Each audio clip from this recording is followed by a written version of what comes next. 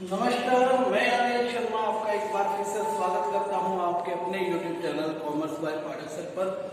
आज जो हम लेकर आए हैं 11th क्लास में वो सबसे इम्पोर्टेंट चैप्टर मैं कहूं तो इसमें कोई दो राय नहीं, very important part of your syllabus is financial statement and without adjustment with adjustment. दो चैप्टर है ऐसे, फाइनेंशियल स्टेटमेंट्स आपके बुक में एक चैप्टर है, उससे अगला चैप्टर रहेगा financial statement with adjustment. Actually में ये एक ही है, एक में कुछ चीजें ऐसी हैं जो आपको एडजस्ट करनी होंगी, एक में ऐसी है जो सब कुछ एडजस्ट हो चुका है, आपको सिर्फ अब जो है लिखना है। तो दोनों में क्या डिफरेंस है, जब क्वेश्चंस करेंगे आपको पता लग जाएगा। सबसे पहले हमारे सामने जो बात है कि फाइनेंशियल स्टेटमेंट है, हमें इन्हें क्यों बनाना चाहिए। ठीक है, देखिए हर व्यवसाय को ये कीन इंटरेस्ट होता है कि वो जानना चाहता है कि उसे प्रॉफिट कितना होगा, लॉस कितना होगा। यदि बिजनेस करते रहे और हमें ये इंफॉर्मेशन ना मिले प्रॉफिट और लॉस कितना है या प्रॉफिट कितना है, तो एक बिजनेस में जब प्रॉफिट नहीं तो मोटिवेशन और लॉस का आइडिया नहीं है, तो फाइनली जब बिजनेस ड्रॉप डाउन में चला जाएगा तब उसका कोई फायदा नहीं है। लॉस को हम कवर कर सके ऐसी रणनीति भी नहीं बना सकते, ऐसी कोई स्ट्रेटजी भी नहीं बना सकते। इसलिए हर बिजनेसमैन चाहता कि उसे टाइम टू टाइम प्रॉफिट्स का लॉसेस का पता लगता है। तो इसके लिए फाइनेंशियल स्टेटमेंट्स में आपकी इनकम स्टेटमेंट्स बनाई। इनकम स्टेटमेंट्स में आपने जो बनाने हैं वो दो अकाउंट्स बनाने हैं। Number 1 trading account, number 2 profit and loss account, number 3 जो है वो आपकी फाइनेंशियल स्टेटमेंट है बैलेंस।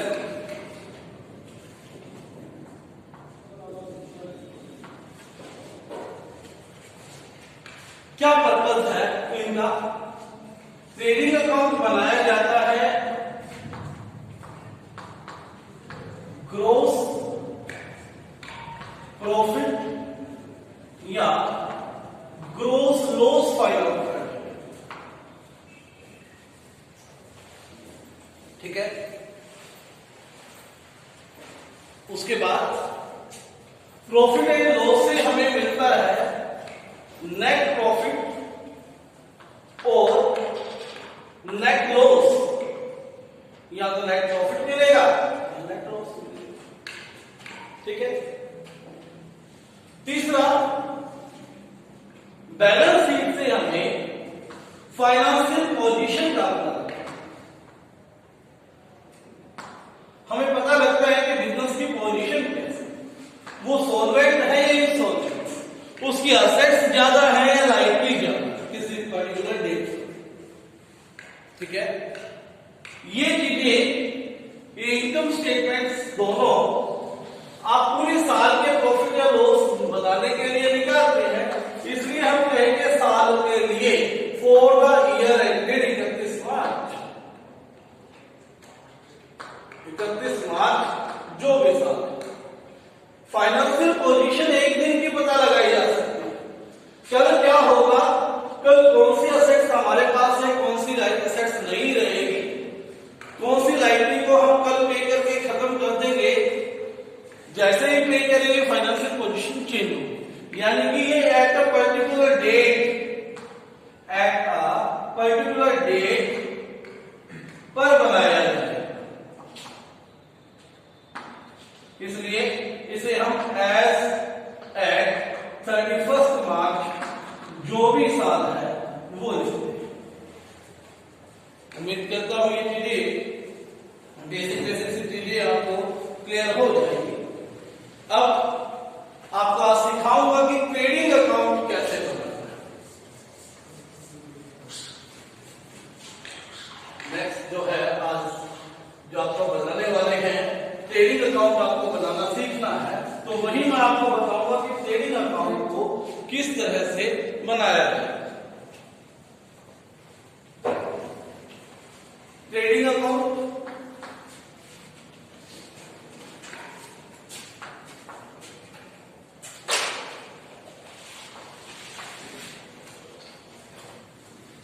ट्रेडिंग अकाउंट का फॉर्मेट देख लीजिए।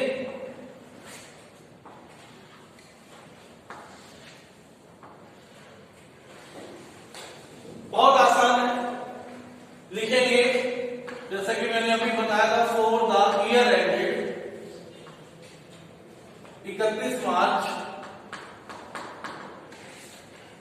अब हमारा 2021 आएगा, हम 2021, ठीक है। क्रेडिट साइड में कौन कौन सी चीजें आएंगी? क्रेडिट साइड में याद रखिए 2 चीजें आएंगी, बाय सेल्स, और सेल्स में से सेल्स रिटर्न को लेस कर देना, जो भी आएगा यहां जो आपने साल भर के दौरान सेल्स की उसे क्रेडिट साइड लिखेंगे, उसमें से सेल्स रिटर्न को माइनस करके जो आपका अमाउंट आया उसे यहां पर लिख देंगे। दूसरा, by closing stock,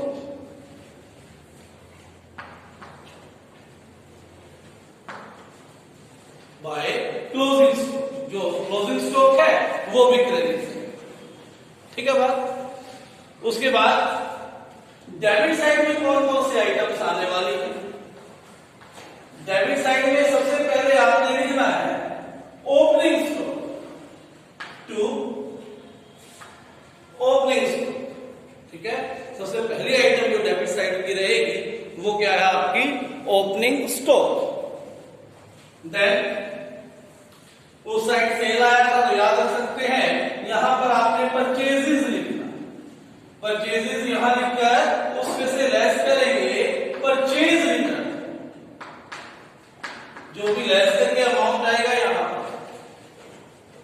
then to direct expenses, to direct expenses, जितने भी डायरेक्ट एक्सपेंस वो यहां आएंगे, और इस साइड से टोटल को माइनस करके जो बचेगा हमारा वो आएगा ग्रोस प्रॉफिट। कहां ट्रांसफर करेंगे? ट्रांसफर करेंगे अगला अकाउंट जो बनाना है हमने, प्रॉफिट एंड लॉस अकाउंट, ठीक है। ये बैलेंस शीट। यदि बाई चांस ऐसा हो कि ये साइड ज्यादा आए और ये कम हो, तो यहां पर फिर ग्रोस लॉस भी आ सकता है, by gross loss if any, gross loss if any, ठीक है। यहां पर बाकी सब चीजें क्लियर आपको दिख रही है। एक चीज आई यहां पर, वो है डायरेक्ट एक्सपेंस। इसके बारे में जानना बहुत जरूरी है, क्योंकि बाकी एक दो बार प्रैक्टिस करने से आपको आ जाएंगे चीजें। डायरेक्ट एक्सपेंस क्या होता है, वो सारे की सारी चीजें आपको याद भी करनी होंगी और समझना भी। डायरेक्ट एक्सपेंस की डेफिनेशन मैं यहां पर आपको बता रहा हूं, ठीक है। डायरेक्ट एक्सपेंस कौन कौन से होते हैं? क्या वो बेस होगा जिसके आधार पर हम किसी एक्सपेंस को डायरेक्ट या इनडायरेक्ट कहेंगे?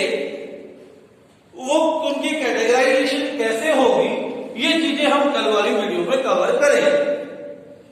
आज मैं सिर्फ आपको भी नहीं बताऊंगा, जो सामान,